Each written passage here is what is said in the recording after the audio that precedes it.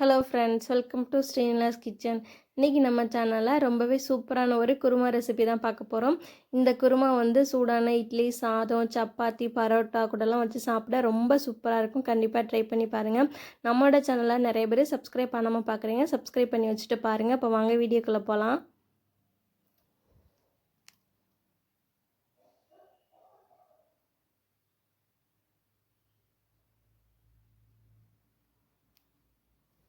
First ஒரு paste நம்ம ready பண்ணிடலாம். அதுக்கு ஒரு மிக்ஸி ஜாரில் பார்த்தீங்கன்னா சின்ன கப்பால் 1 கப் அளவுக்கு வறுத்த வேர்க்கடலை சேர்த்துருக்கேன். கூடவே பார்த்தீங்கன்னா ஒரு டீஸ்பூன் கிட்ட சோம்பு சேர்த்துருக்கேன். அடுத்து 2 துண்டு பட்டை, 2 ஏலக்காய் சேர்த்துக்கலாம். கூடவே வந்து 2 துண்டு இஞ்சி, 4-5 பூண்டு பல்லும் சேர்த்துருக்கேன். இதையும் சேர்த்துக்கோங்க.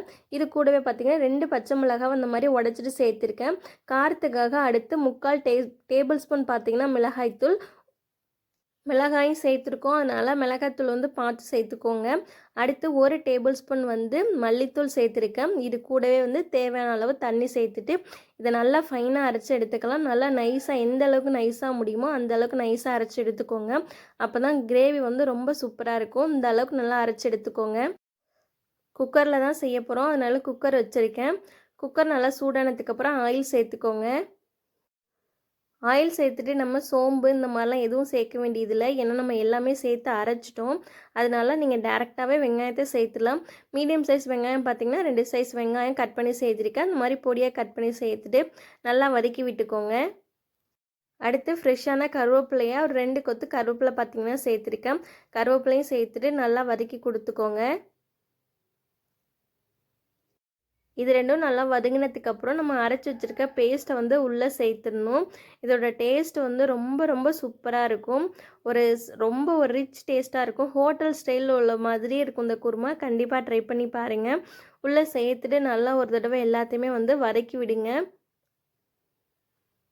இதில் ஒரு சில சாமான் வந்து நம்ம பச்சையாக சேர்த்துருக்கோம், இஞ்சி, பூண்டு அதெல்லாம். அதெல்லாம் நல்லா பச்சை வாசனை போகிற அளவுக்கு நல்லா வதக்கி எடுத்துக்கணும். பச்சை வாசனை போகலை அப்படின்னா அதோட டேஸ்ட் வந்து நல்லாவே இருக்காது. அதனால் மீடியம் ஃப்ளேமில் வச்சு அதோட பச்சை வாசனை போகிற வரை நல்லா வதக்கி எடுத்துக்கோங்க. உங்களுக்கு ரொம்ப அடிப்பிடிக்கிற மாதிரி அப்படி இருந்துச்சுன்னா மட்டும் நீங்கள் தண்ணி சேர்த்துக்கோங்க. இதுக்கு அடுத்து வந்து நம்ம தக்காளி வந்து கட் பண்ணி சேர்த்துக்கலாம். தக்காளி வந்து ரொம்ப பொடியாக நறுக்காமல் ஓரளவு ஒரு 4 பாதியாக, ஒரு தக்காளியை அந்த காம்பு பகுதியை நீக்கிட்டு 4 பகுதியாக கட் பண்ணிவிட்டு இந்த மாதிரி சேர்த்துக்கோங்க. ரொம்ப பொடியாகவும் நறுக்கி சேர்க்க வேணாம். இந்த மாதிரி சேர்க்கும்போது டேஸ்ட் வந்து ரொம்ப நல்லாயிருக்கும். தக்காளி சேர்த்துட்டு நல்லா எல்லாத்தையும் ஒரு தடவை கலந்து விடுங்க. இதுக்கப்புறம் ரொம்ப ஒரு முக்கியமான ஒரு இன்க்ரீடியன்ட் சேர்க்க போகிறோம். இது சேர்க்கும்போது தான் அதோட டேஸ்ட்டே வந்து ரொம்ப சூப்பராக இருக்கும். ஒன்றுமே இல்லை, நம்ம நார்மலாக தேங்காய் திருவி வைப்போம்ல, அந்த தேங்காய் பால் தான். தேங்காய் வந்து தேங்காய் பேஸ்ட்டாக சேர்க்காமல் இந்த மாதிரி பாலாக எடுத்துகிட்டு சேர்த்திங்கன்னா டேஸ்ட்டு ரொம்ப நல்லாயிருக்கும். இது கூடவே வந்து இந்த குருமாவுக்கு தேவையான அளவு உப்பும் நான் சேர்த்துருக்கேன். தேங்காய் பால் சேர்த்துட்டு நல்லா எல்லாத்தையும் ஒரு தடவை கலந்து விட்டுட்டு உங்களுக்கு குருமா எந்த அளவுக்கு தேவையோ அந்த அளவுக்கு தண்ணி ஊற்றிக்கோங்க. உங்களுக்கு தண்ணியாக சாப்பிட பிடிக்கும் அப்படின்னா தண்ணி கொஞ்சம் தாராளமாக சேர்த்துக்கோங்க. இல்லை திக்காக இருக்க பிடிக்கும்னா அதுக்கேற்ற மாதிரி தண்ணி சேர்த்துக்கோங்க. சேர்த்துட்டு எல்லாத்தையும் நல்லா ஒரு தடவை கலந்து விட்டுக்கோங்க. இப்போவே நீங்கள் உப்பு, காரம் இதெல்லாம் செக் பண்ணிவிட்டு அதுக்கப்புறம் விசில் போடுங்க. உங்களுக்கு ஏதாவது கம்மியாக இருக்குது அப்படின்னா நீங்கள் இப்போ கூட சேர்த்துக்கலாம். இப்போ வந்து குக்கரை மூடி போட்டுட்டு நான் வந்து என்னோடய குக்கரில் ஒரு விசில் வந்தாலே போதும். ஒரு விசில் மட்டும் நான் விட்டு எடுத்துக்கிட்டேன். ரொம்ப ஈஸி இது செய்கிறதுமே. பார்த்தீங்கன்னா ஒரே இட்லிக்கு, தோசைக்கு வந்து சட்னியாக செஞ்சு கொடுக்காம இந்த மாதிரிலாம் டிஃப்ரெண்ட்டாக செஞ்சு பாருங்கள். டேஸ்ட் ரொம்பவே சூப்பராக இருக்கும். எல்லாருமே விரும்பி சாப்பிடுவாங்க. கண்டிப்பாக உங்களை பாராட்டுவாங்க, ரொம்ப சூப்பராக இருக்குது அப்படின்னு. கண்டிப்பாக எல்லாருமே ட்ரை பண்ணி பார்த்துட்டு உங்களோட ஃபீட்பேக் எனக்கு கமெண்டில் ஷேர் பண்ணுறதுக்கு மறந்துடாதீங்க.